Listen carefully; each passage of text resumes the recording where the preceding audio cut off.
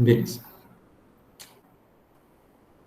Então, vamos lá, vamos ver teste de hipóteses para variância populacional sigma 2, tá?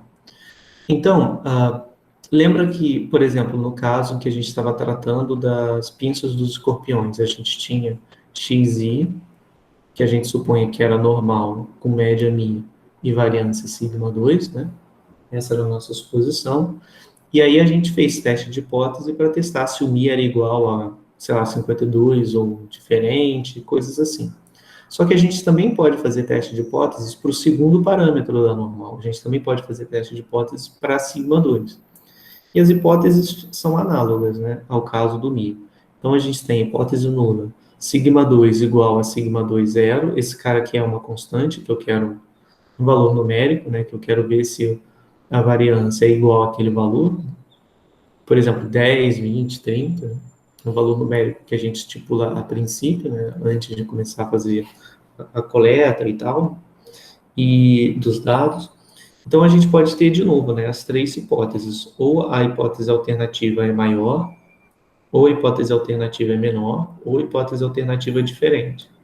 Tá? E esses dois casos são casos unilaterais, e esse último caso é o caso bilateral. E a gente já viu os três, né? A gente já viu unilateral à direita, unilateral à esquerda e bilateral. Então, como é que a gente faz teste de hipótese nesse caso? Bom, a gente tem o seguinte, se x tem distribuição normal μ sigma 2, então, sob H0, né, no caso, H0 em todos esses três casos, né, diz respeito à igualdade, então, sob H0 tem que sigma 2 é igual a sigma 2 zero. Então, a gente tem o seguinte, a gente tem que quadrado. Esse cara daqui é uma notação, tá? Eu estou definindo agora. Não é x, é uma letra grega que chama qui, e o quadrado em cima é só qui quadrado. Tá? Então, se eu definir essa estatística de teste como n-1, que multiplica S2 é a variância amostral. Né? Então, S2, para quem não lembra, ele era definido como 1 sobre n-1, somatório de xi menos x barra ao quadrado, tá? Então, esse era o S2. Então, a gente tem o seguinte, ó, que se eu definir a minha estatística de teste como n-1, que multiplica S2 dividido pelo sigma 2 zero, isso vai ter distribuição Q quadrado n-1. Tá? Esse Q quadrado é uma distribuição de probabilidade. Lembra lá quando a gente via a T de student, né? A T de student se parecia com a normal, no seguinte sentido, que parecia com a normal padrão, né? Só que ela tinha caudas mais pesadas. Agora, olha, vamos olhar para essa estatística de teste aqui. Essa estatística de teste pode assumir valor negativo, por exemplo? Não, né? Por quê? Só se o n fosse igual a zero, tá? Porque essa parte é positiva, que é um valor que eu vou supor para a variância, e eu nunca vou supor um valor negativo para a variância, porque senão eu rejeitaria H0 automaticamente, né? O S2, ele também é um quadrado, né? Também é uma expressão que é uma soma de quadrados. O n-1 é o único que teria chance de estar negativo, mas isso seria verdade só se o tamanho de amostra fosse igual a zero, que é um caso bem absurdo, né? Então, essa parte aqui, essa estatística de teste, ela é sempre maior ou igual a zero. Então, vou escrever até aqui. Q quadrado, que é definido como n-1 S2 sobre sigma 2 zero. Esse cara tem sob H0, né? Distribuição Q quadrado n-1. E esse cara daqui, né, é sempre maior ou igual a zero, né? Até pela expressão que forma ele, a gente vê isso, que ele é sempre maior ou igual a zero. Então, essa distribuição aqui que a gente nunca tinha ouvido falar, essa tal de quadrado, ela é uma distribuição que só assume valores positivos, tá? Então, como é que é o gráfico daqui quadrado? O gráfico daqui quadrado é dessa forma. Vou escrever aqui.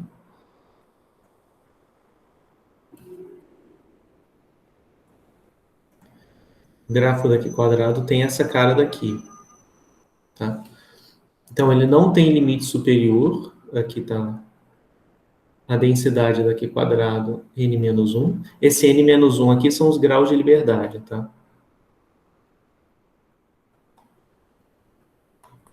São os graus de liberdade.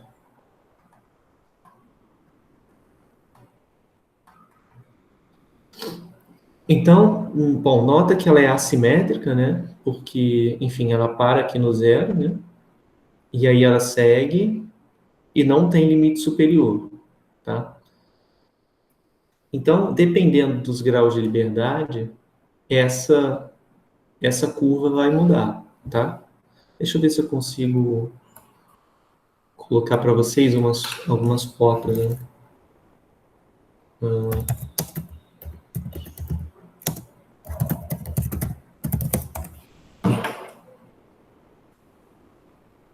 A Wikipédia serve. Tá vendo? Olha como é que é a cara daqui quadrado. Para vários graus de liberdade. Então, para 1 grau de liberdade, não vai aparecer 1 grau de liberdade para a gente, porque n-1 teria que ser igual a 1 e a gente não vai ter amostras de tamanho 2, tá? Mas é só para vocês terem uma ideia. Então, olha só como é que é a cara daqui quadrado. Conforme você vai aumentando os graus de liberdade, né, ela vai chegando um pouco mais para a direita, né? Você olhar aqui os valores, então, tipicamente, olha, ela é mais ou menos assim, assimétrica, e ela vai se tornando mais simétrica aí à direita, à medida que o número de graus de liberdade aumenta, tá bom? Vou pegar aqui. Bom, rapidamente a gente vai perceber, né, ao longo das próximas aulas, que o procedimento de teste de hipótese é muito similar, né? Primeiro, a gente precisa de uma estatística de teste, que, em geral, às vezes a gente não tem como deduzir, né, qual seria ela, precisa de um estatístico para te dizer qual é, porque dá para você mostrar isso, dá para mostrar que esse cara tem distribuição aqui quadrada, só que é uma conta muito difícil de fazer, né? Então, não é uma conta que a gente faz aqui no curso, né? Mesmo lá na estatística, né, nas primeiras matérias de introdução à estatística, a gente também não tem ferramental para poder mostrar isso. Mais adiante no curso, a gente consegue mostrar para os alunos. Mas isso é depois, sei lá, deles fazerem várias matérias de cálculo, enfim, probabilidade, várias coisas assim. Então, aqui a gente não tem como ver isso. E aí, o que a gente faz? A gente faz o seguinte, a gente diz para vocês quem é a estatística de teste, no caso, esse cara, e a gente diz quem é a distribuição da estatística de teste sob H0, quando H0 é verdade. E com isso você já consegue fazer o teste, tá? Então vamos ver como é que a gente faria o teste nesse caso. A gente teria, de novo, o nosso alfa, que é o nível de significância. Alfa fica sendo o quê? A probabilidade de... Sempre alfa é a probabilidade de rejeitar H0, dado H0, né? Dado H0 verdade. Então, isso seria o quê? Quando é que eu vou rejeitar H0? Então, vamos olhar para a estatística de teste. Eu vou rejeitar H0 se... aí eu preciso fixar um caso, né? Vamos fixar uma formulação. Vamos ver. Essa daqui. Vou fixar. Não, bilateral não, porque bilateral dá para fazer só com... dá para fazer só com intervalo de confiança. Então, vamos fazer essa daqui. Então, a gente tem o seguinte. A minha hipótese é sigma 2 igual a sigma 2 zero, ou sigma 2 maior do que sigma 2 zero, tá? Então, eu vou rejeitar quando? Eu tenho que rejeitar quando o S2, que o S2 é a versão amostral do sigma 2, quando o S2 for grande, não é isso? Então, ó, vamos lá, vou rejeitar quando o S2 for grande. Só que eu quero fazer a rejeição direto na estatística de teste. Então, S2 grande implica a estatística de teste também ser grande. Então, eu quero rejeitar quando n-1 S2 sobre sigma 02 é maior do que uma constante, né? Dado H0, ou seja, dado que sigma 2 é igual a sigma 2 zero. Tá? Tudo bem, pessoal, essa parte até agora? Então, estou supondo esse sendo o meu teste de hipótese, tá? Essas sendo as minhas duas hipóteses, e aí a região crítica fica sendo essa daqui. Então, vou chamar isso aqui de RC, que é a região crítica, é a região onde eu vou rejeitar H0, tá? Aí, o que que eu vou fazer? Aí, esse cara daqui, eu vou descobrir pela acumulada daqui quadrado, tá? Então, antes a gente fazia, para a gente achar isso aqui, né? Isso aqui era o que? Era 1 menos o PT, né? O que era o QT, na verdade, né? Que era o quantio da T. Então, aqui, o que que vai acontecer? Eu posso escrever, né, se alfa é igual a isso aqui, eu posso escrever igual a P de... Quem é essa expressão? Essa expressão é meu Q quadrado maior do que Q, onde a minha estatística Q quadrado tem distribuição Q quadrado N menos 1, tá? Então, olha só, aqui eu tenho a probabilidade acumulada à direita de Q igual a alfa. Então, se a probabilidade à direita de Q é alfa, a esquerda de Q é 1 menos alfa. Tá? Então, o que que acontece? Se à esquerda de Q eu tenho 1 menos alfa, então Q vai ser igual ao P Q quadrado, aí a notação para Q quadrado no R é X. Tá? X que é chi, né? É o Q square, tá? Então, PX, desculpa, PX que não, QX, que não, porque o Q é um quantio. Então, eu vou tomar esse Q aqui, é o quantio que deixa 1 menos alfa à esquerda. Então, é o QX, 1 menos alfa, tá? E aqui, número de graus de liberdade seria igual a N menos 1, tá? Lembrando, ele só é o QX 1 menos alfa porque eu tomei essa hipótese aqui, tá? Beleza? E aí acabou, o teste já está feito. Por quê? É só eu ir no R e pedir o QX que 1 menos alfa, tá? Que eu vou obter o valor de Q. E aí é só ver se na minha amostra eu observei isso aqui maior do que Q ou menor do que Q, tá bom? Então, o teste é bem simples. Eu só vou mostrar para cá... Ih, aqui ficou meio deslocado. Eu só vou mostrar para cá o que que acontece, né, se eu tiver a região crítica à esquerda. Então, ó, região crítica à direita, né, eu estou pegando essa parte da curva. E aqui tem probabilidade alfa. Né? A parte, se eu tiver a hipótese alternativa menor, então, né, hipótese alternativa menor, então eu vou rejeitar se o valor da Q quadrado for baixo, tá? Então, se aqui eu tiver alfa de probabilidade.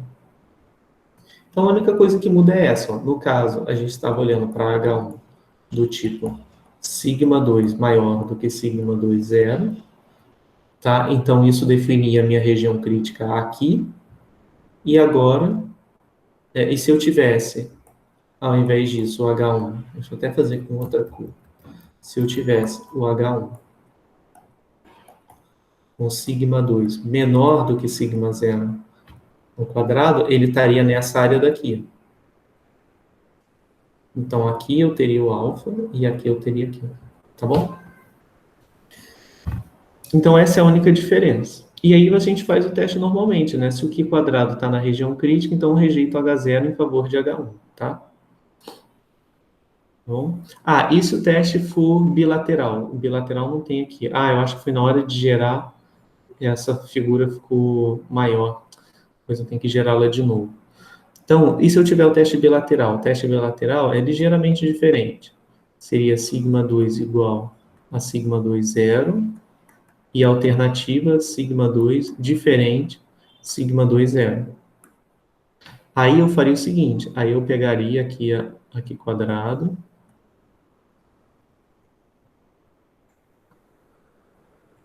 aí agora eu vou rejeitar dos dois lados, eu vou rejeitar tanto se for negativo, Desculpa, tanto se a variância for baixa, quanto se a variância for alta. Então, essas duas aqui são minhas áreas de rejeição. Nota que como essa curva não é simétrica, um não é menos o outro. Então, eu tenho dois quantis. Eu tenho QS e eu tenho QI. Um quantio inferior e um quantio superior. Aí, como eu estou dividindo em duas áreas, essa área pega alfa sobre 2 e essa pega alfa sobre 2. Tá bom? E aí eu tenho que descobrir os dois quantios. Eu tenho que descobrir o QS e também tenho que descobrir o QI, tá bom? E a gente vai fazer alguns exemplos. Então tá, vamos ver aqui. Exemplo. Vamos voltar lá para o comprimento lá das pinças dos escorpiões. Então, se eu tiver... Vou separar aqui. Então, ó, nesse caso, a gente tem o seguinte, ó, mi, o comprimento médio das pinças da espécie Scorpiomaurus, aí eu quero testar a afirmação de que sigma 2 é igual a 4 contra sigma 2 diferente de 4. Então, vamos lá. Na hipótese nula, eu tenho sigma 2 igual a 4, e a hipótese alternativa, eu tenho sigma 2 diferente de 4. Tá? Então, essas são minhas hipóteses. Então, a gente coleta uma amostra de tamanho 10. Né? Essa amostra conduziu os valores amostrais de x barra igual 48,2 e S, que é o desvio, né? 1,708. Então, ao nível de significância de 1%, então alfa igual a 1, né? A minha amostra é de tamanho 10, então n igual a 10. Qual é a decisão a ser tomada sobre sigma 2, né? Ou seja, a gente decide sigma 2 é igual a 4 ou sigma 2 diferente de 4. Então, vamos lá, vamos fazer o teste. Então, considero, né, que a distribuição do comprimento das pinças é normal mi sigma 2. Então, a gente tem o seguinte, a gente vai pegar alfa igual a 1%. Alfa sempre é a probabilidade de rejeitar H0, dado H0.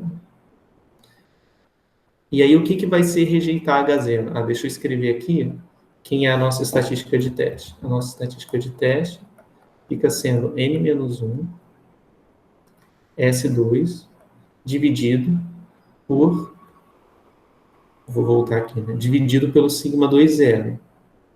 Quem é o sigma 2 zero? É o cara que a gente está colocando aqui como hipótese, né? É o 4, tá? Então é isso. Sob H0, esse cara tem distribuição Q quadrado com n menos 1 grau de liberdade, tá? Aqui no caso, meu n é igual a 10, então aqui seria Q quadrado 9. E aqui seria 9. Tá? Então, quando é que eu vou rejeitar H0? Eu vou rejeitar H0. Aí vamos ver. Aqui a hipótese é bilateral, né? Ah, tá. Então, como a minha hipótese é bilateral, então eu vou rejeitar tanto se a estatística de teste 9S2 sobre 4 for menor do que QI, né? Ou se a estatística de teste for maior do que um quantio superior, não é isso? Aí, como ficou pequeno, eu vou colocar aqui para baixo, tá? Dado H0. Dado H0 quer dizer dado sigma 2 igual a 4, tá?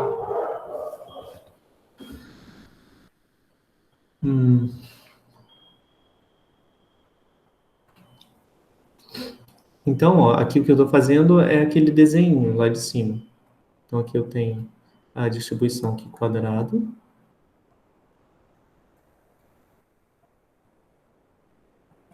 Então, aqui está o QI.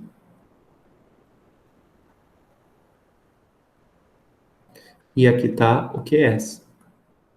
Bom, e aí quem é o QI? O QI é o quantio alfa sobre 2, né? E o QS? O QS deixa alfa sobre 2 à direita, então ele vai deixar 1 menos alfa sobre 2 à esquerda, não é isso? Vai deixar 1 menos alfa sobre 2 para a esquerda, tá?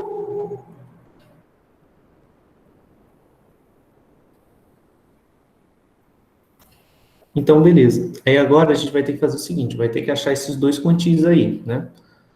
Então, como é que a gente faz? Então, deixa eu só escrever. Então, alfa, a gente tinha achado alfa igual a P,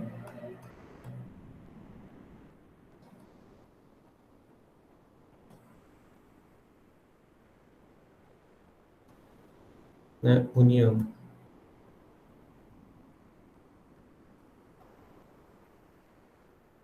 Ops, maior do que é essa. Ops,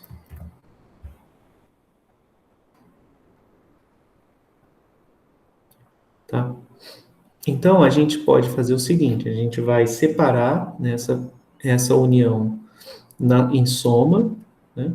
E aí vai ficar a soma dessa probabilidade mais essa probabilidade aqui, tá?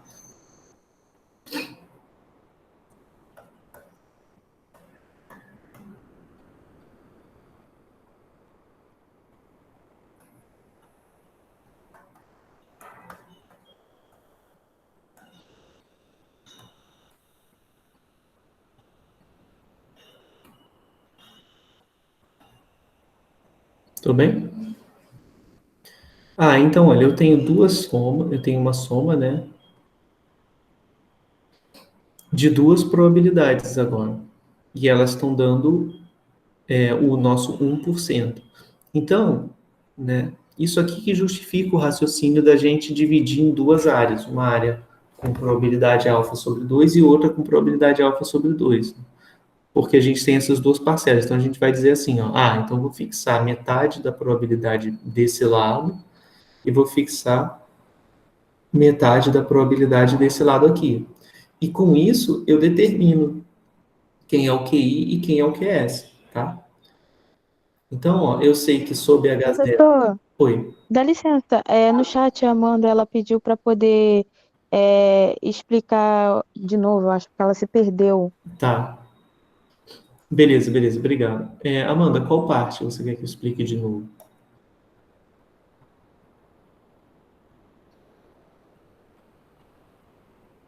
O começo da conta, você diz aqui, a partir daqui, lá em cima. Tá, peraí. Antes do exemplo? Não, tá. Então esse é o início, né, das hipóteses. A parte do alfa. Ah, tá bom, beleza. Tá, então vamos lá. A gente tinha o seguinte, né? Eu quero testar a H0 contra H1. Então H0 é sigma 2 igual a 4 e H1 é sigma 2 diferente de 4, tá? Então eu faço o seguinte, eu vou fazer alfa, que na questão, né, o alfa, alfa é 1%, esqueci do porcento. Então alfa igual a 1%, então alfa é 0,01, que é probabilidade de rejeitar H0, dado H0 verdade, tá? Então, isso aqui sempre, né? Sempre o alfa é a probabilidade do erro do tipo 1, que é rejeitar H0 dado H0 verdade. Então, o que é rejeitar H0? Eu vou rejeitar H0 se o valor de S2, né? Aqui na verdade, eu coloquei S, mas eu podia botar S2 igual a essa quantidade ao quadrado, tá? Dá na mesma. Então, eu vou rejeitar se a minha amostra, se a minha variância amostral for muito baixa, por exemplo, se a variância amostral for 0,1, aí eu tenho evidências de que o sigma 2 não deve ser 4? Aparentemente sim, né? Porque 0,1 deu uma coisa muito diferente do que eu esperava que era 4. Da mesma forma, então, o S2 igual a 0,1, ele está de acordo com o H1, né? Então, da mesma forma, se eu tiver o S2 muito grande, tipo 400, né, eu também tenho, eu também tenho evidências contrárias a H0 a favor de H1, né? Então é isso. Então, quando eu for rejeitar H0, como o H1 é diferente, então eu vou rejeitar tanto se o S2 for pequeno, quanto se o S2 for grande, né? Ah, foi mais a parte do 1 menos alfa. 1 menos alfa. Ah, entendi. 1 menos alfa eu não usei ainda, né? Eu usei 1 menos alfa aqui, ó. Cadê? 1 menos alfa. 1 menos alfa eu usei aqui. Por quê? Porque no meu caso, quando eu estava fazendo aqui do lado direito, aqui eu estava trabalhando com essa hipótese, né? Então, eu só vou rejeitar do lado direito de Q. Aí, para rejeitar num direito de Q, eu tenho que fazer 1 menos alfa, né? Até o desenho ficou ruim depois que eu fiz o azul, porque ficou estranho. Mas fez sentido? Não, não, sem problema, sem problema. Tá, beleza. Então, ó, a gente vai até usar esse negócio do 1 menos alfa agora, quando for calcular os quantis dos dois lados, tá? Porque olha como é que está a figura. Aqui, nesse caso, a gente tem duas partes, né? Uma parte que está à esquerda direto e outra parte que está à direita. Então, para essa parte, a gente vai ter que usar o macete de fazer 1 menos alfa sobre 2, que é o que eu coloquei aqui, tá? Então, vai ser, de certa forma, similar. Deixa eu pegar aqui o RStudio e já deixar ele aberto para poder fazer as contas, né? Aqui talvez esteja muito pequeno. Deixa eu dar um zoom.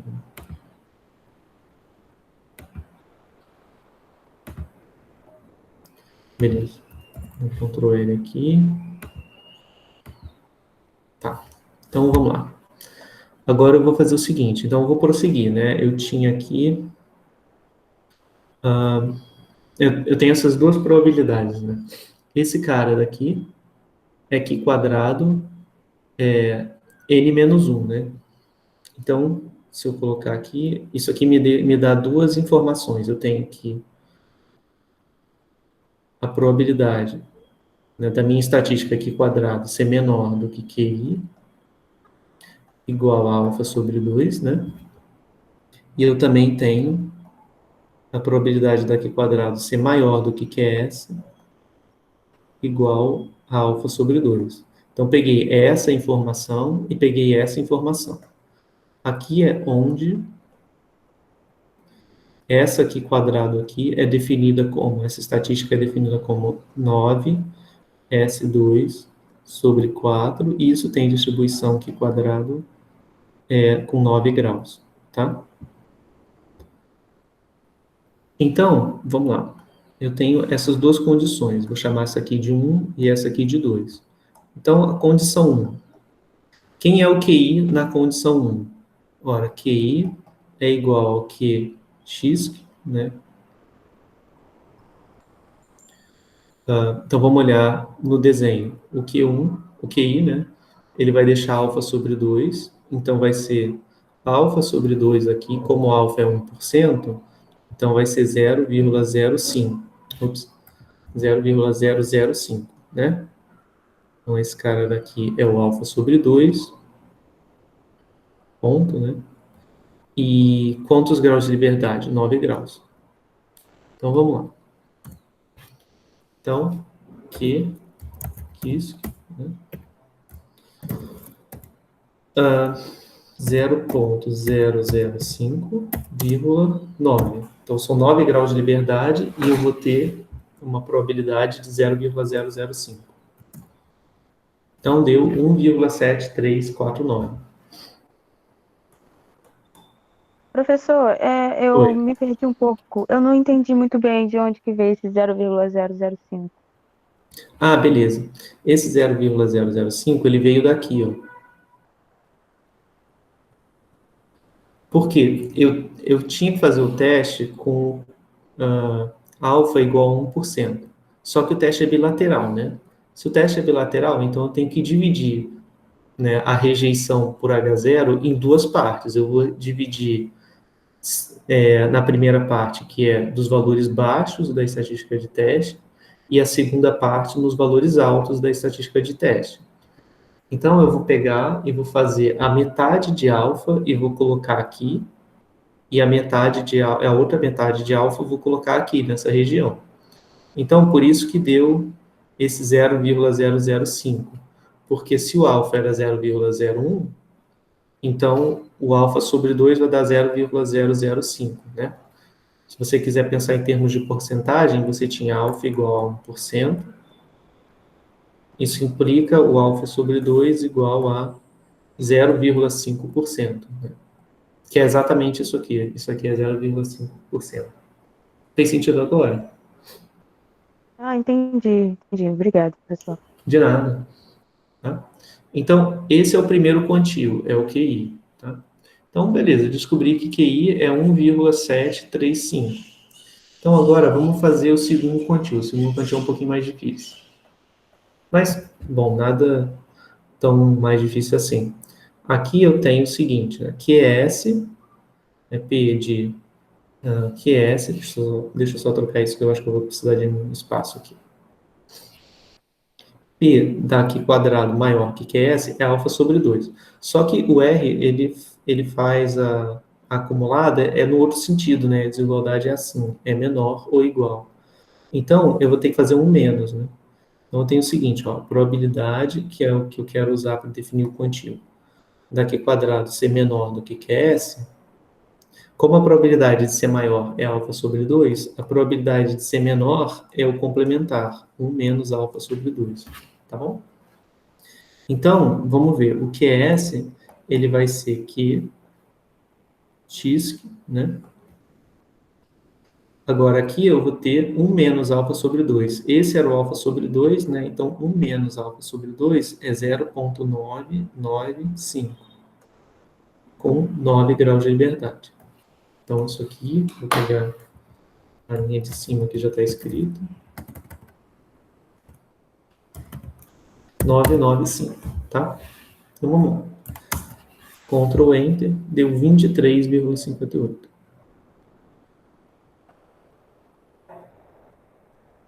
Deu 23,59, tá bom?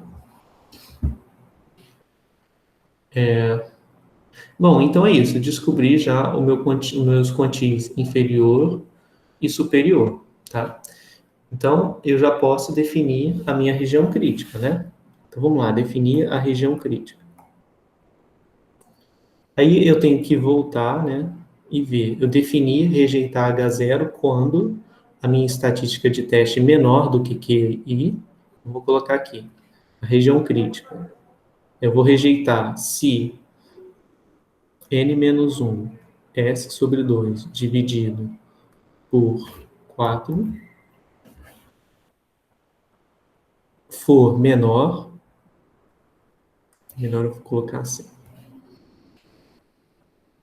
Se isso for menor do que o QI, que é 1,735, ou se a mesma estatística de teste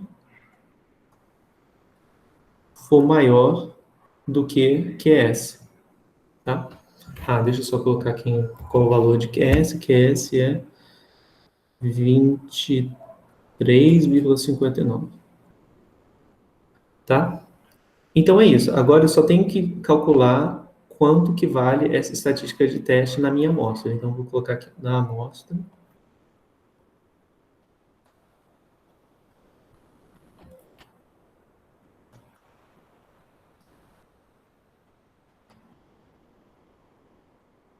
Observamos n-1 S2 dividido por 4, esse cara aqui deu quanto? Deu 9, que multiplica S2, o que é S2? S2 é isso aqui, 1,708 ao quadrado.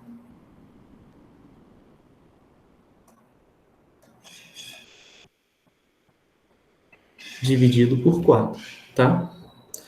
Então, vamos fazer a conta para saber qual foi o valor da estatística de teste observado na amostra. Então, deu 9 vezes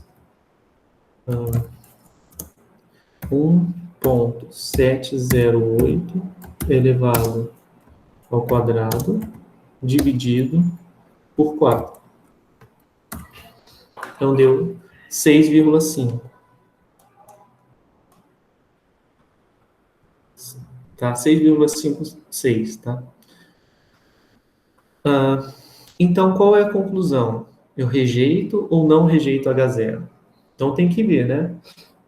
Primeiro, a estatística de teste deu menor do que QI? Não, né? A estatística de teste deu 6,56. Foi menor do que 1,735? Não.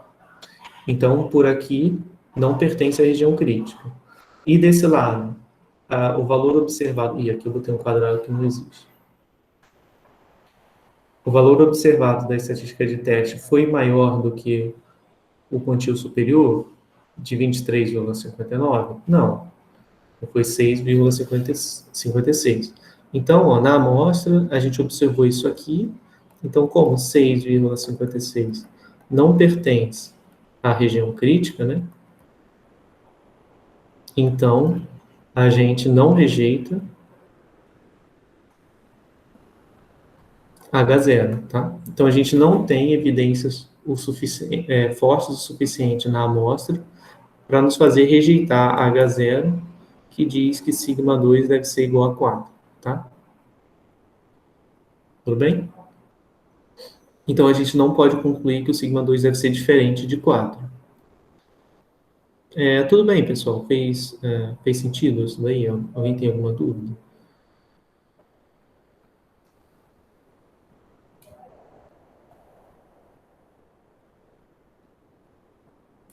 Tá bom? Tá? Então, isso aqui precisa um pouquinho de prática, né? Eu acho que depois de fazerem a lista de intervalo de confiança, de teste de hipótese, vai ficar mais claro esse tipo de raciocínio, tá? Mas a ideia é bem similar. A gente sempre vai pegar os quantis, dependendo de qual é a distribuição da estatística de teste, e a gente vai testar se a estatística de teste for menor do que o quantio, né, inferior, caso eu esteja no bilateral, ou no caso unilateral à esquerda, ou então se for maior do que o quantio superior, se eu estiver no unilateral à direita, tá? Então, nesse sentido, é bem similar. Vou voltar para cá.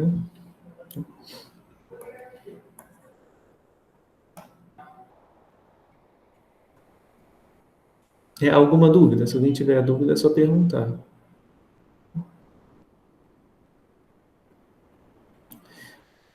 Uma pergunta, né? E se eu quisesse testar o desvio padrão, né? E se a minha hipótese fosse testar o desvio padrão? Se eu quisesse testar sigma igual a 2 contra sigma diferente de 2, como eu poderia fazer? Bom, essa é uma pergunta tão trivial, né? Porque a gente aprendeu como faz, a gente acabou de ver como faz o teste para ver, para testar uma hipótese sobre sigma 2. Bom, mas esse conjunto de hipóteses é exatamente o mesmo desse conjunto de hipóteses, né?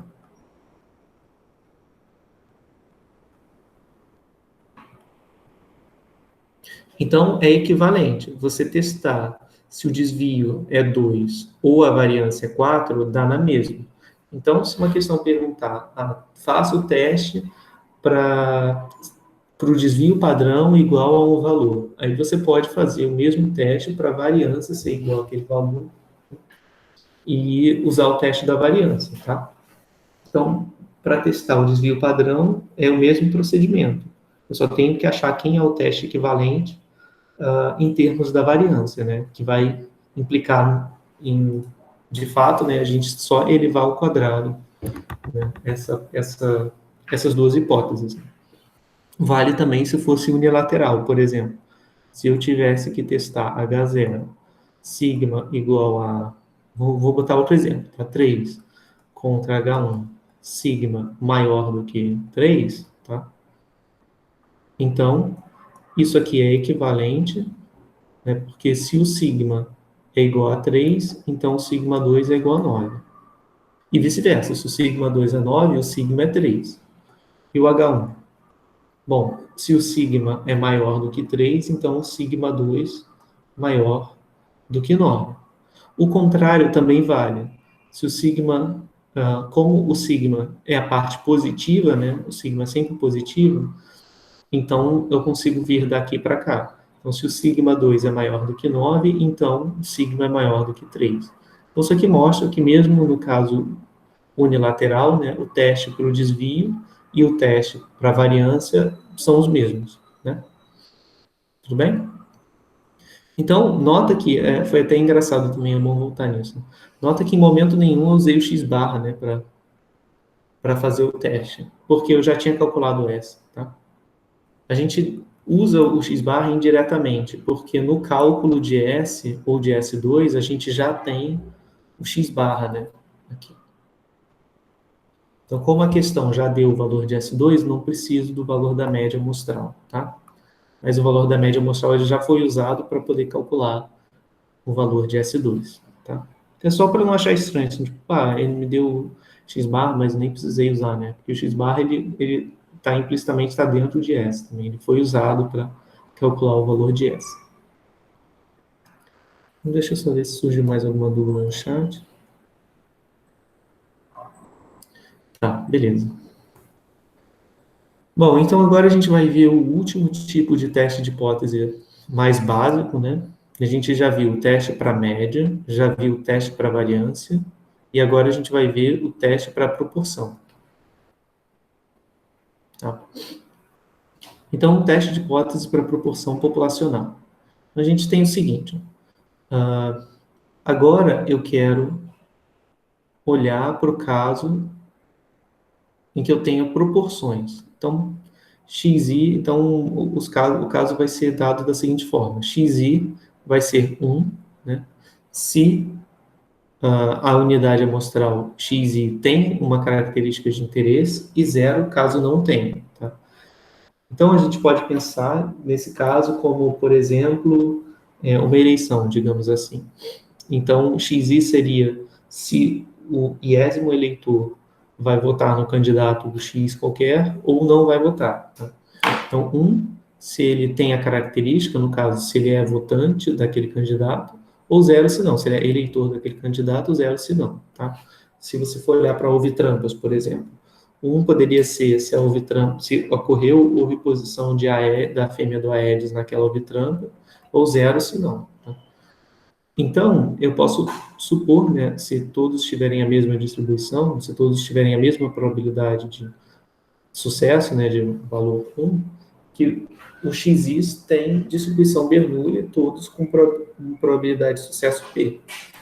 Então, o objetivo é fazer o teste de hipótese para testar hipóteses sobre a minha proporção populacional. Então, esse cara é o parâmetro de interesse, tá? Esse é o cara desconhecido, né, da população, e é para ele que a gente quer fazer o nosso teste de hipótese. Então, lembra lá que a gente está usando uma proporção amostral, né, para fazer inferência sobre P. Então, a proporção amostral é dessa forma: P chapéu igual ao somatório de xi dividido por N. Tá?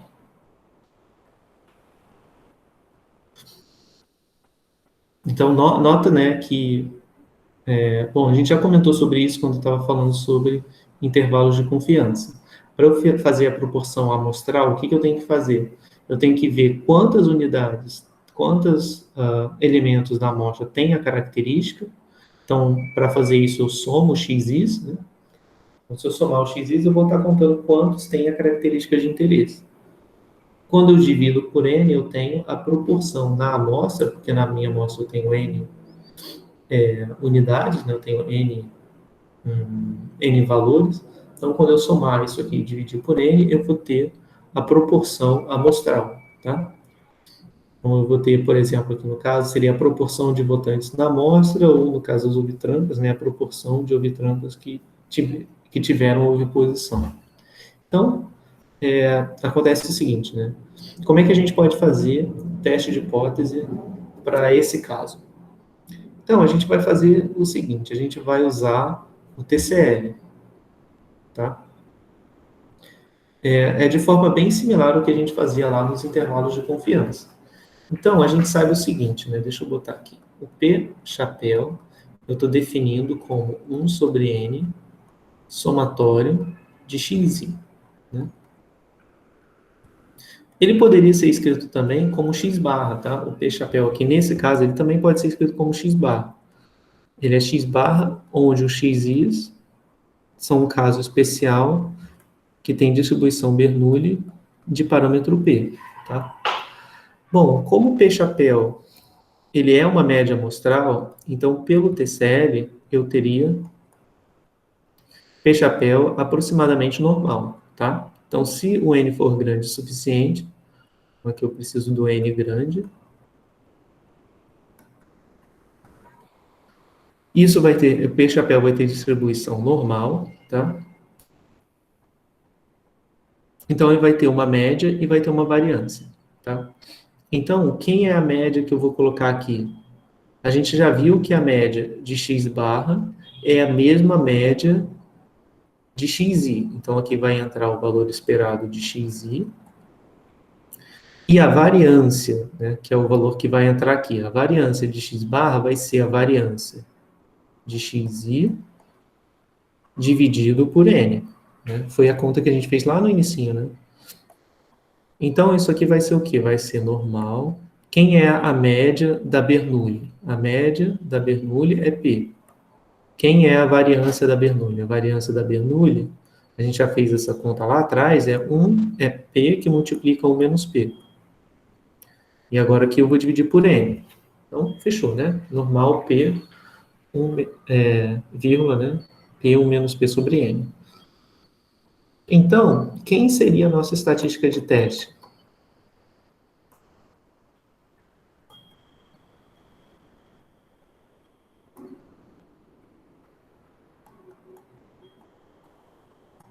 Bom, a estatística de teste eu posso usar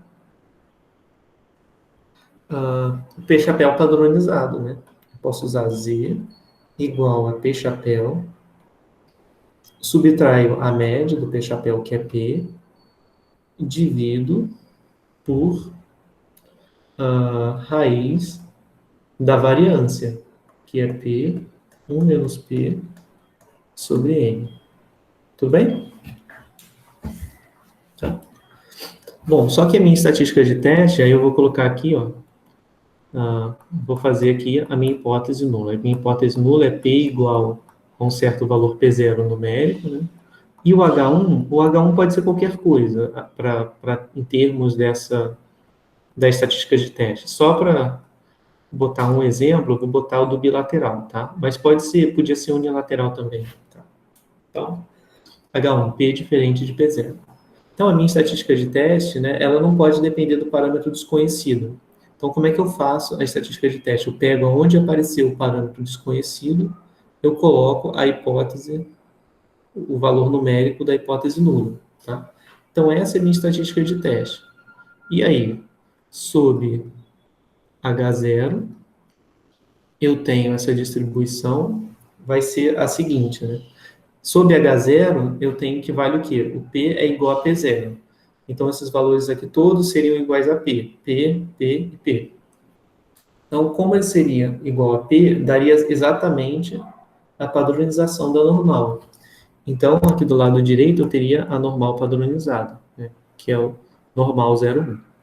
Então, essa é a minha estatística de teste. Tá? E a distribuição da estatística de teste é normal 0,1. Tá? Então, vamos lá. Deu normal 0,1. Vou fazer o seguinte.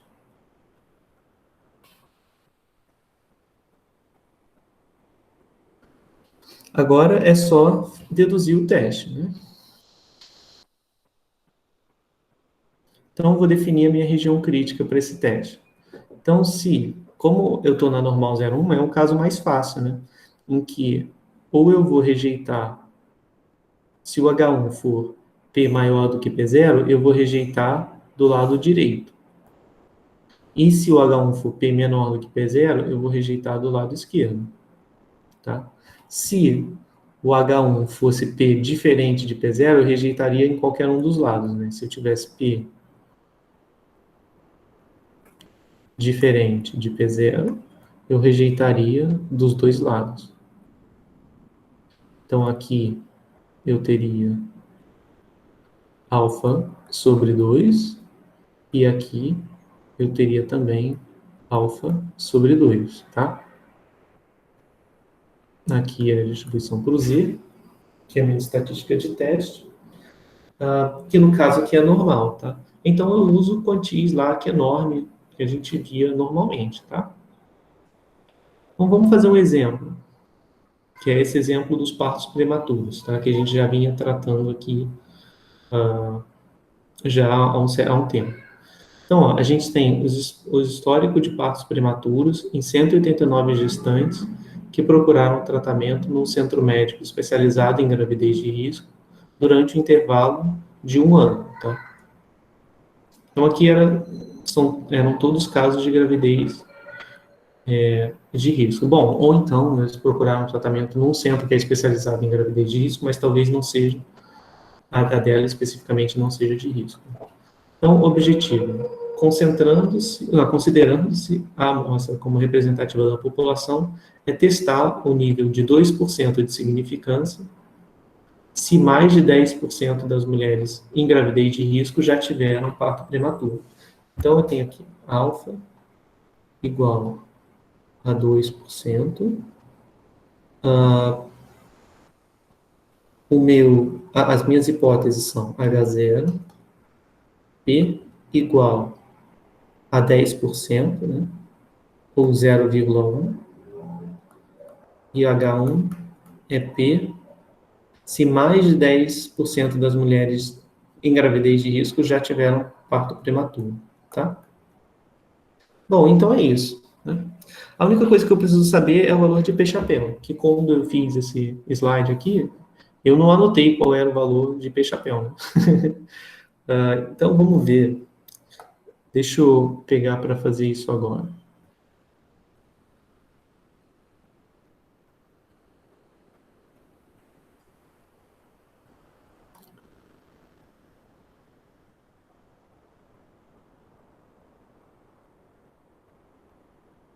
Tá? Talvez eu tenha anotado aqui, ou se eu não anotei aqui, eu posso pegar o meu script teste aqui, que eu já fiz de outra aula, que eu consigo achar exatamente qual é a proporção.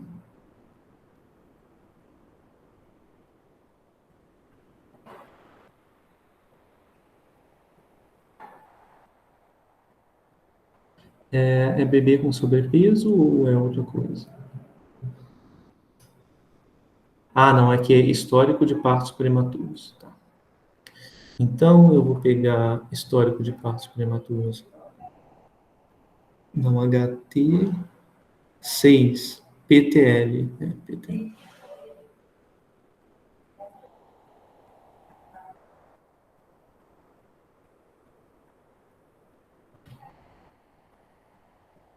PTL.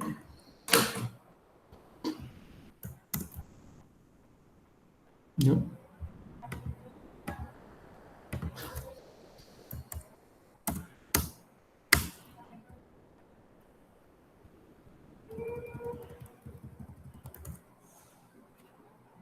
PTL. Tá, vou pegar as proporções aqui. Então, dados PTL. Bom, então esses são os dados, né? O que eu fiz aqui foi, eu li a base de dados, né? Era isso que eu estava falando com vocês antes. Eu tenho um programinha no R que ele faz a leitura, né? Então eu li o banco de dados que é dessa forma aqui, e aí essa variável que é o PTL é número de partos prematuros, né? Então ele está aqui. Então aqui tem vários zeros, né, e vários uns. Então quando eu peço a informação só dessa parte, né, dos partos prematuros, eu tenho isso aqui. Então, todos esses caras aqui um é para cada mulher, né? Então, aqui 0 partos prematuros, 1 parto prematuro, tá? Então, eu quero saber quantos já tiveram parto prematuro. Então, vou fazer o seguinte.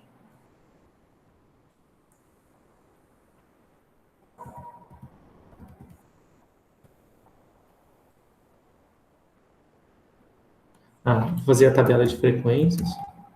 Pronto. Então, isso aqui é a tabela de frequências dos partos prematuros. Então, eu tive essa volta toda só para recuperar, né, os dados. Então, deixa eu colocar aqui. Aí, quando eu for fazer o upload dos slides, eu já coloco essa informação lá. Então, aqui no 0, eu tinha 159. No 1, eu tinha 24. No 2, eu tinha 5. E no 3, eu só tinha 1. Tá? Então, eu quero testar se mais de 10% das mulheres em gravidez de risco já tiveram parto prematuro. Então, eu tenho que ver o que o P representa. Esse P é o quê? É a proporção de mulheres que já tiveram parto prematuro, tá?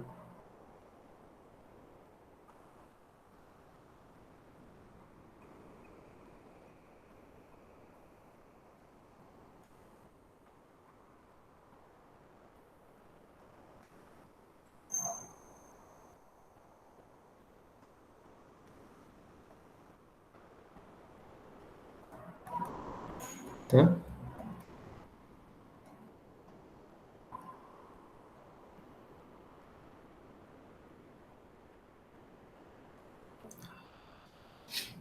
Então, essa é a proporção populacional. Então, a minha proporção na amostra, que é o P-chapéu, foi o quê? É essa parte toda aqui, dividido pelo total, que são 189 gestantes. Então, ó, o P-chapéu é a proporção das mulheres que já tiveram partos prematuros. Então, foi 24 mais 5 mais 1, dividido por 189. Então, isso aqui vai dar 30 sobre... Ah, não! Caco, como é que eu fiz isso? Tá, peraí, deixa eu abrir de novo.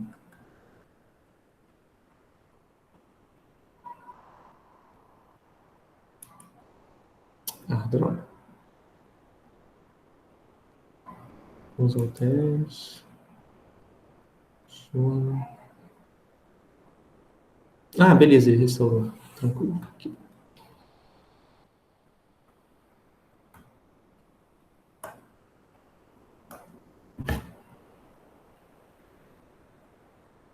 Ah, foi.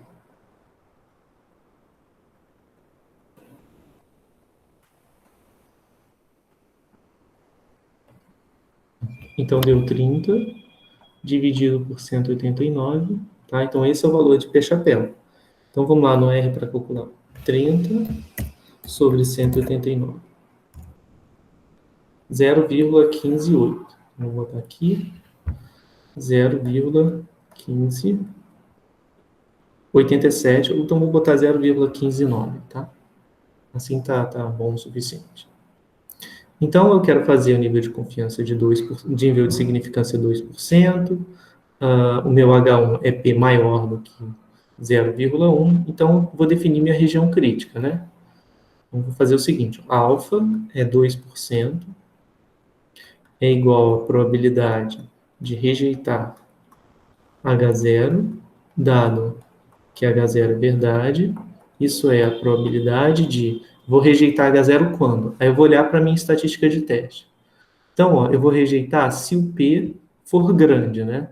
Se o P for muito grande, bem maior do que o 0,1, eu rejeito, né? Então, beleza. Não, desculpa, se o P chapéu for maior, for muito grande, eu vou rejeitar. Então, vou olhar aqui, ó, o P chapéu tá aqui. Então, eu vou rejeitar se a estatística de teste for grande também, né? Eu vou rejeitar se P menos P0 sobre raiz de P0, 1 menos P0 sobre N. Vou rejeitar se isso aqui for grande, dado que P é igual a P0, tá? Aqui no caso, meu P0 é 0,1, tudo bem? Bom, sob H0, ou seja, dado que P é igual a P0, isso aqui, que é o Z, tem distribuição normal 0,1. Isso aqui vai dar P de Z maior do que Q, dado P igual a P0 é P igual a 0,1, onde Z tem distribuição normal 0,1, tá?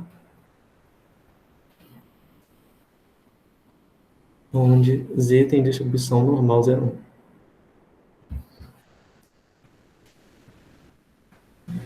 Bom, então é isso. Agora a gente só tem que achar os quantis, né? Na verdade é um quantio só. Então eu quero 2% de probabilidade à direita de quê? Então, vou fazer aqui o meu desenho.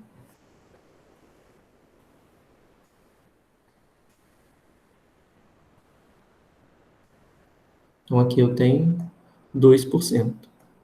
Se aqui eu tenho 2%, então aqui eu tenho 98%, não é? E aqui está o meu valor de Q. Ora, então, quem é Q? Q é Q enorme, né? 0,98, né? Qual é a média? Bom, a média é 0 e a variância é 1, então nem preciso especificar. Porque quando é normal padrão, no R, eu nem preciso especificar as outras duas entradas, tá? Então, tudo bem aqui, pessoal? Tudo bem que o Q vai ser Q enorme 0,98? Ou alguém ficou com dúvida? Tá tudo bem, professor. Tá? Então, Q enorme 0,98, então eu venho aqui, Q enorme 0,98. 2,05. Tá? Bom, beleza. Então agora eu já tenho a minha região crítica, né? Vou escrever aqui. Região crítica. Então é rejeito H0 se eu tiver observado Z, que é igual a E chapéu menos 0,1, não, 0,0, 0,1, 0,0, 0,1.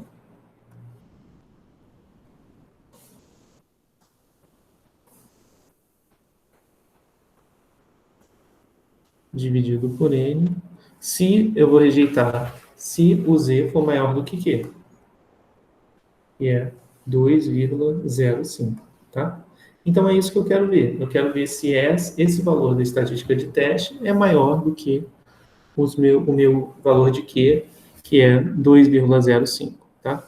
Então agora eu vou olhar para quem foi o P-chapéu na amostra. Deixa eu ver se eu anotei aqui.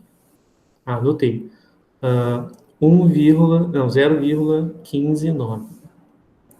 Então, vou escrever na amostra, observamos,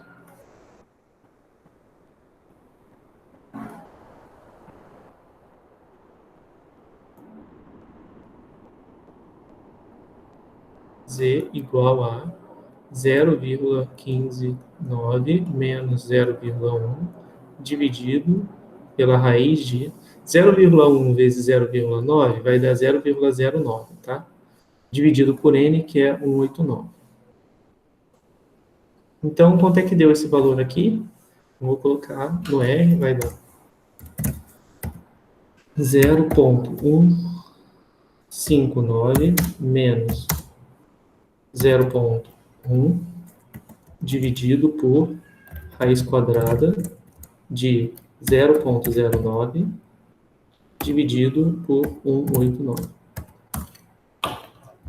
Então, deu 2,704, tá? Então, ó, na amostra, a gente observou 2,704, tá? Então, esse valor, como é que eu comparo esse valor com o Q?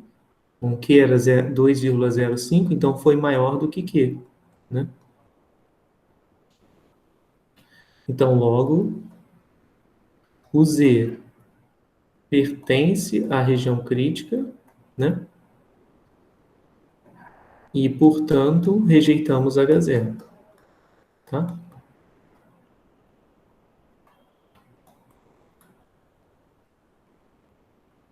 E, portanto, rejeitamos H0.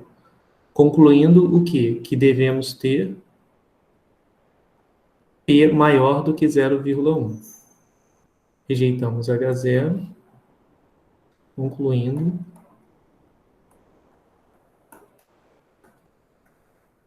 ao nível de significância de 2%,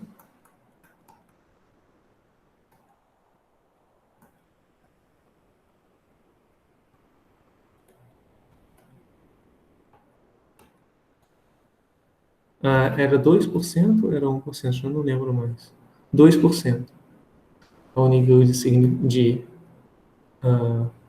ao nível de significância de 2%, que devemos ter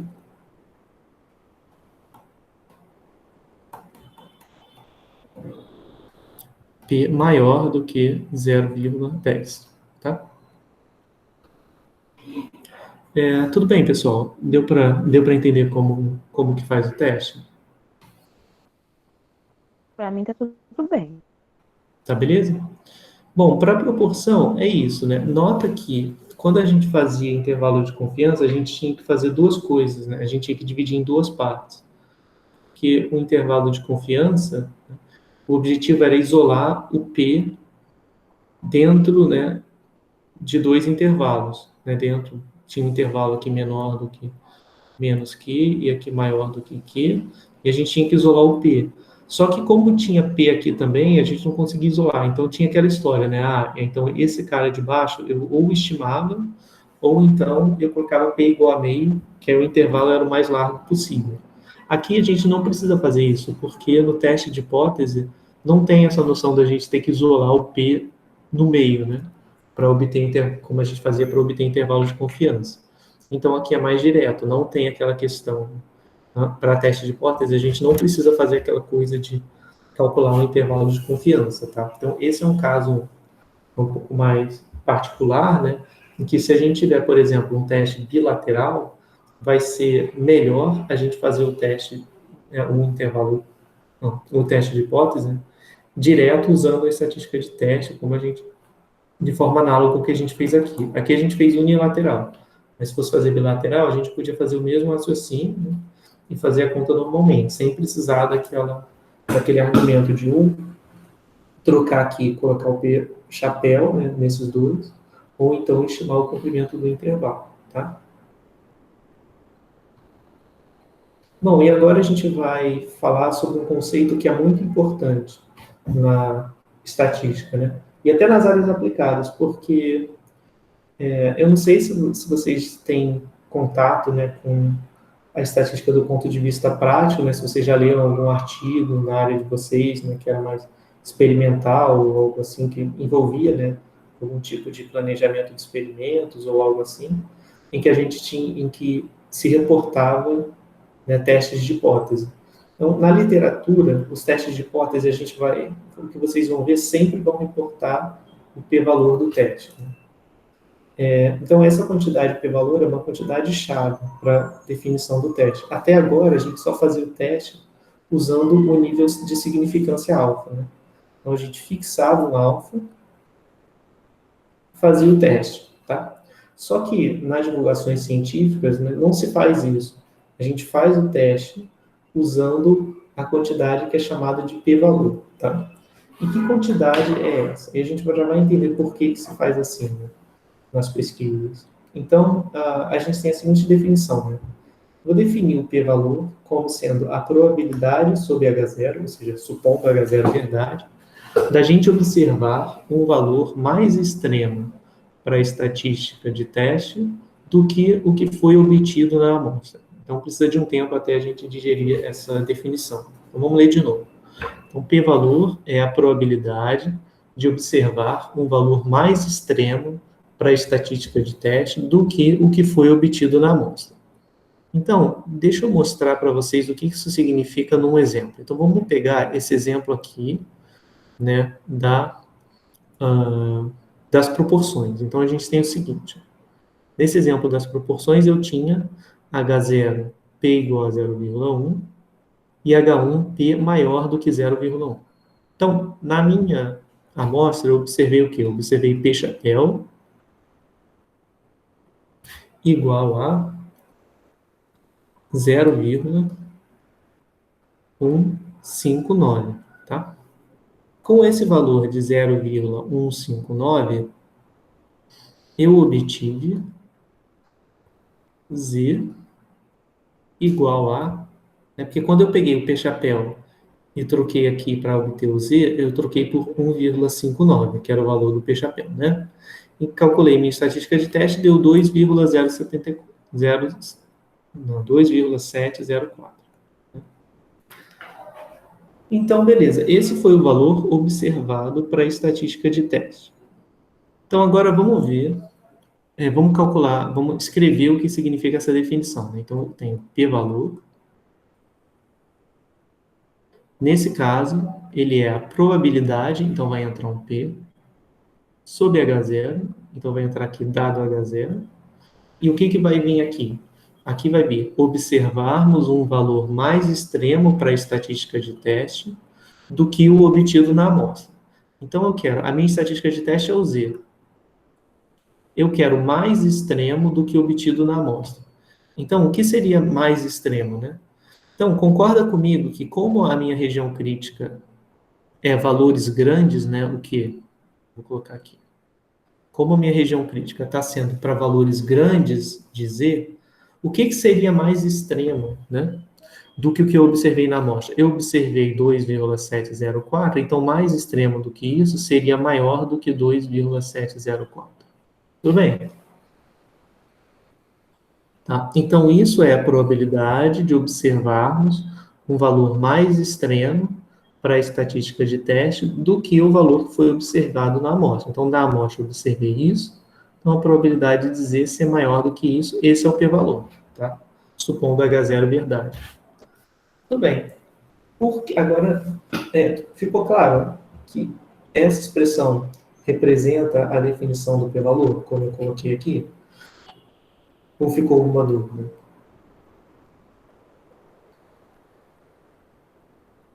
Tá? É bom só frisar que quando eu falo de mais extremo, né? Esse mais extremo é de acordo com H1, né?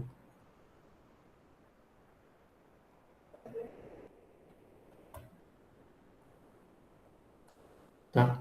Como assim esse mais extremo é de acordo com H1?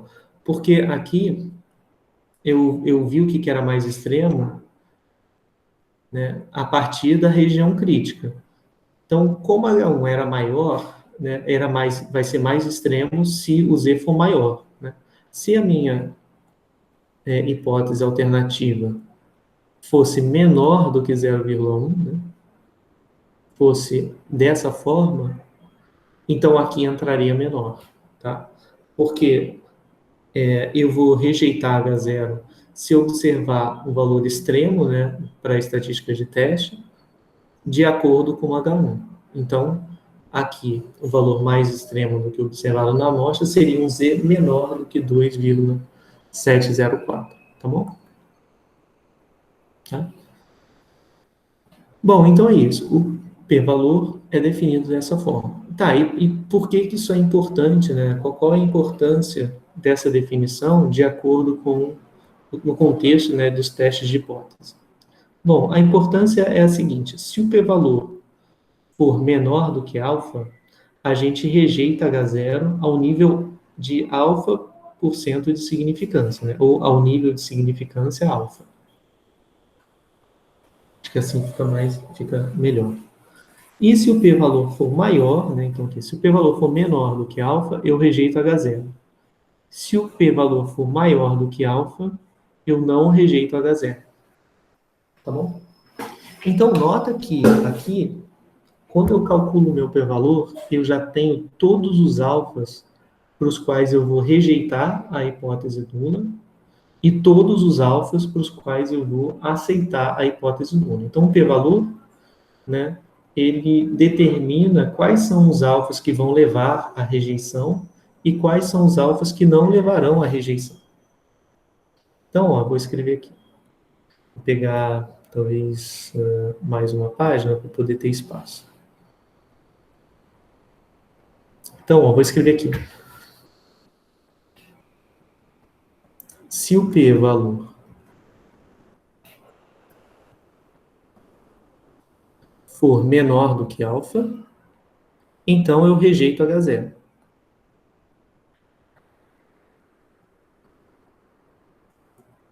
Se o p-valor for maior do que alfa, então eu não rejeito H0, tá? Então não rejeito H0. Então, o que vai acontecer? O p-valor é uma probabilidade, né? Então, ele é um valor entre 0 e 1. Por isso chama p-valor. porque é um valor de uma probabilidade, tá? Então, aqui eu tenho meu intervalo 0,1. Eu vou calcular o p-valor, tá? Na minha amostra. Então, eu vou colocar aqui, ó, p-valor. Tá? E agora, eu vou, com esse p-valor calculado, eu já vou saber para todos os alfas, né, maiores do que o p-valor, não, para todos os alfas maiores do que o p-valor, eu não vou rejeitar H0. Eu vou rejeitar H0, desculpa. Então, aqui, ó, se o alfa estiver nessa área, né, alfa maior que o p-valor,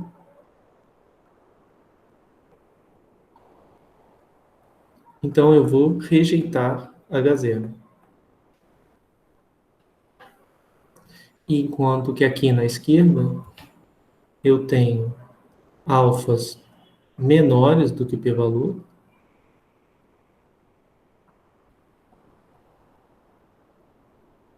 e aqui eu não rejeito H0.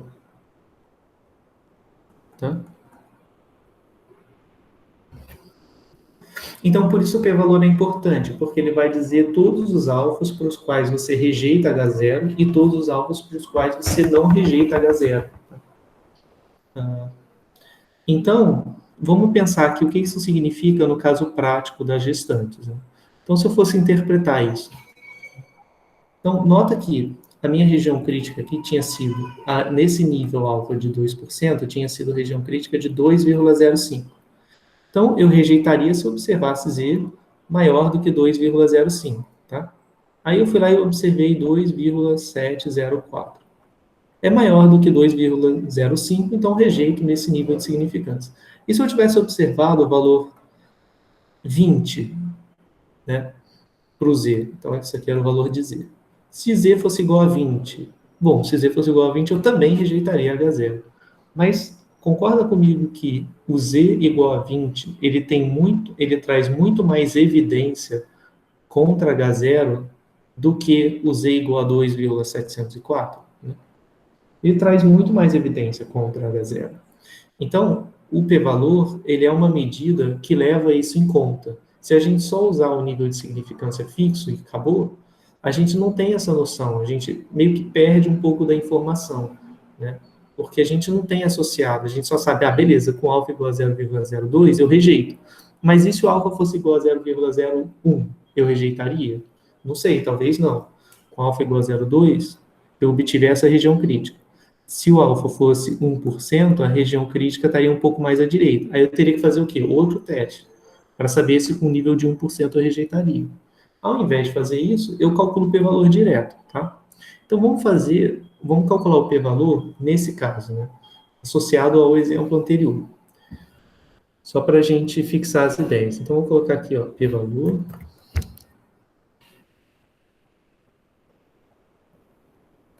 Então, vamos pegar a definição. P-valor é a probabilidade de eu pegar para a estatística de teste.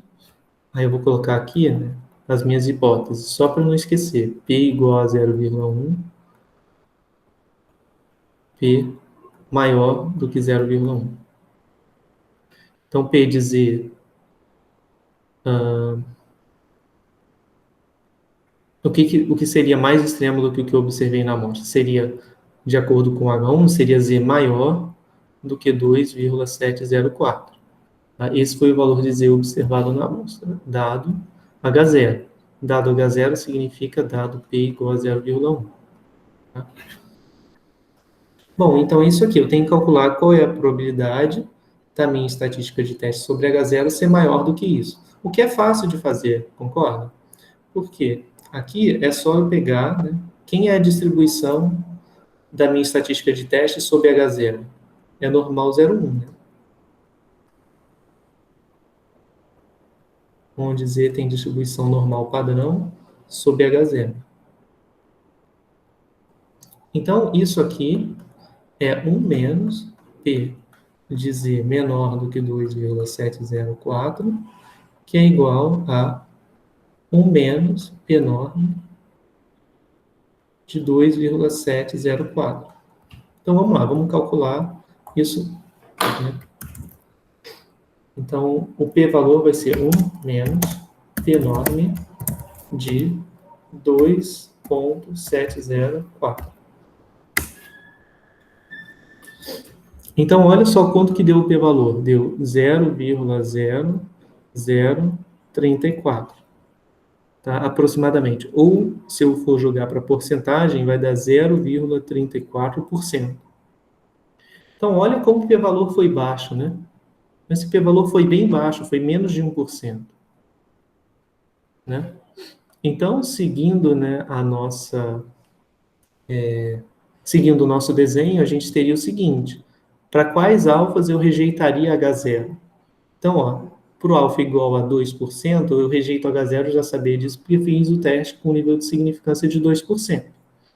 Então, né, o exercício era usar o p-valor associado ao teste do exemplo anterior para determinar qual seria a decisão para os seguintes níveis de significância, alfa, de 1% e de 2%. Tá? Com 1%, eu rejeitaria H0? Né? Sim, rejeitaria, porque 1% é maior do que 0,34%. Né? Então, ó, lembrando aqui, se o alfa for maior do que o p-valor, eu rejeito H0. Se o alfa for menor que o p-valor, não rejeito H0. Tá? Então, eu rejeitaria H0 para qualquer alfa acima de 0,34%, né?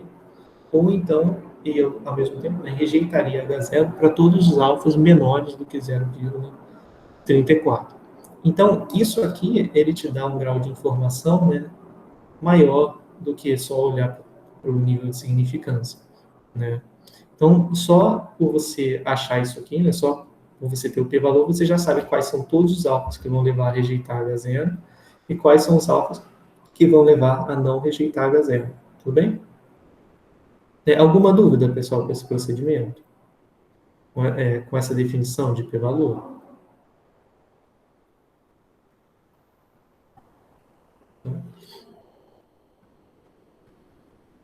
A única coisa que ficou faltando foi mostrar por que vale essa relação. Deixa eu ver se alguém colocou no chat. Beleza. Só ficou faltando mostrar por que vale essa relação daqui, né? De alfa maior que o p-valor rejeita e alfa menor do que o p-valor não rejeita. Deixa eu ver se eu consigo fazer um desenho para mostrar para vocês. Eu posso pegar esse daqui.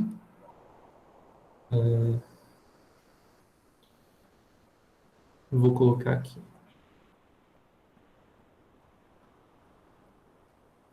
Tá. Então, eu tinha o seguinte.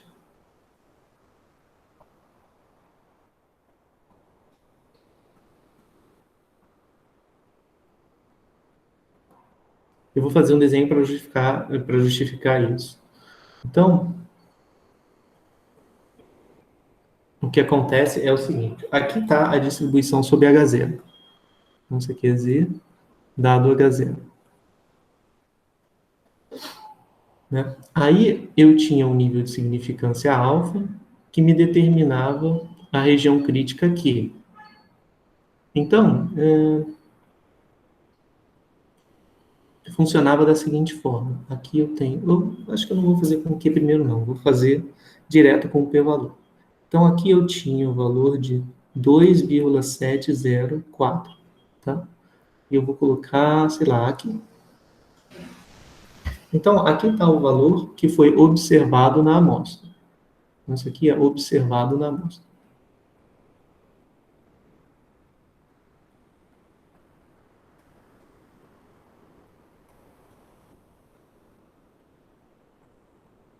Ele foi observado na amostra para Z, né? Então, foi o valor de Z que eu observei na amostra.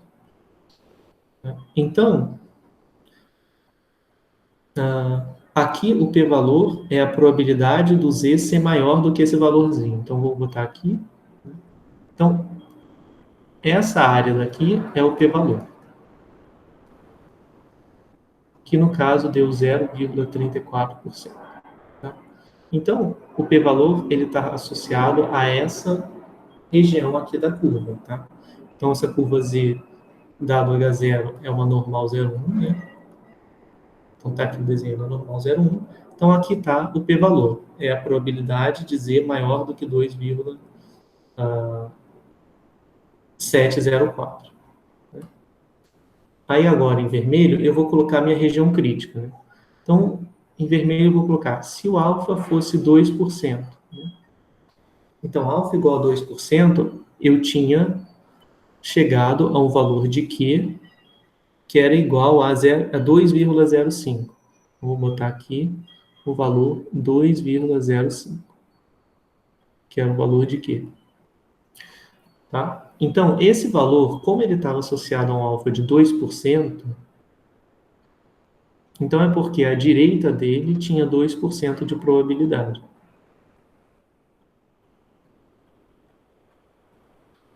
Então, o que acontecia? Eu, antes de falar de p-valor com vocês, a gente fazia o teste da seguinte forma: achava o valor de Q, calculava o valor observado na amostra, né, para a estatística de teste. Como o valor está dentro da região crítica, a minha região crítica está em vermelho, né? Então, vai implicar a região crítica, é a região dos pontos em que Z é maior do que 2,05.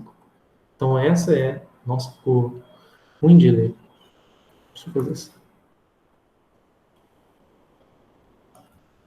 Então, vai implicar uma região crítica, que é do tipo Z maior do que 2,05. Tá? Então, o que acontece? Aqui, né, eu tenho uma probabilidade que é de 2%. Né?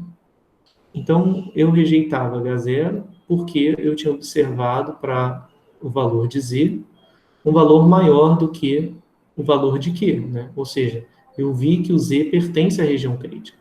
Mas eu vi que o Z pertence à região crítica porque eu testei o seguinte, eu vi que o Z tinha sido maior do que Q. Eu também posso ver se o p-valor é menor do que alfa, né? Porque o que acontece? Como o p-valor aqui deu menor do que alfa, isso significa automaticamente que o Q, que é esse valor aqui, tem que estar à direita, né? O que não, desculpa. Aqui é o valor de Z. Então, o valor de Z tem que estar à direita do valor de Q, porque o p-valor foi menor do que o alfa de 2%. Né? Você vê isso por quê? Porque os 2%, que é a probabilidade, está sempre atrelado a um valor no eixo X. Antes a gente fazia o teste comparando os valores no eixo X, né? Comparava o Z com o Q. Agora eu estou dizendo o seguinte, ó, você não precisa mais comparar os valores no eixo X, você pode comparar as probabilidades. Então, ó, como o p-valor deu menor do que o alfa, significa que a área à direita do p-valor é menor do que a área à direita de Q. Se a área à direita do p-valor é menor do que a área à direita de Q, então quer dizer necessariamente que o Z é maior do que Q. Se eu pegasse um outro alfa igual agora a 0,1%. 0,1% está em algum lugar aqui, né? Então, ó, se eu continuar, então o meu 0,1% é isso aqui, tá? Esse equivale ao alfa igual a 0,01%. Se o meu teste fosse com alfa igual a 0,01%, eu nem preciso achar o valor do Q associado, o valor de Q azul, né? Eu não preciso fazer isso, porque eu sei que esse valor de Q vai ser maior do que Z, porque à direita de Z eu tenho uma probabilidade, né, que é maior do que alfa. Então, se à direita eu tenho uma probabilidade maior do que alfa, né, do que esse alfa em azul, então é porque o Q associado ao alfa em azul está à direita de Z. Então, essa que é a relação.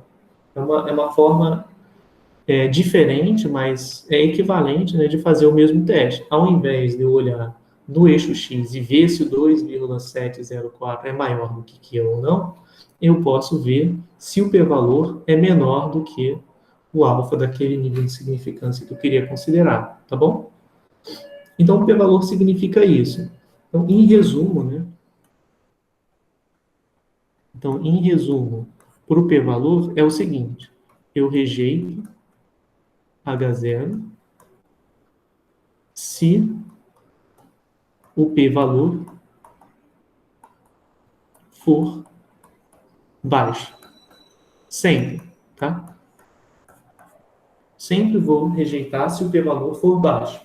independente do teste ser à direita, ou se o teste ser à esquerda, ou se o teste for bilateral. Tá? Se o p-valor for baixo, eu sempre vou rejeitar H0, tá bom? Bom, então é isso, pessoal. Agora que a gente já falou sobre p-valor, eu vou procurar fazer. Eu não vou fazer mais esses exemplos dos próximos 3 slides, dos próximos slides, né, na aula de hoje. Eu vou passar eles para a aula de amanhã. E, bom, para a gente fechar a parte de teste de hipótese, né, para esses casos mais simples: proporção, variância e média, tá bom? E aí eu vou procurar fazer mais exercícios com p-valor, ao invés de fazer usando fazer uma conclusão do teste pela estatística de teste propriamente falando, tá bom? Só para a gente se acostumar, mas a gente vai ver que é bem simplesinho de fazer usando pelo p-valor também. Só porque é um conceito mais novo, né? Mas é o que mais se usa assim nos softwares estatísticos e tudo mais, tá bom? Ficou alguma dúvida, pessoal? Não, professor, não ficou. Tá, beleza.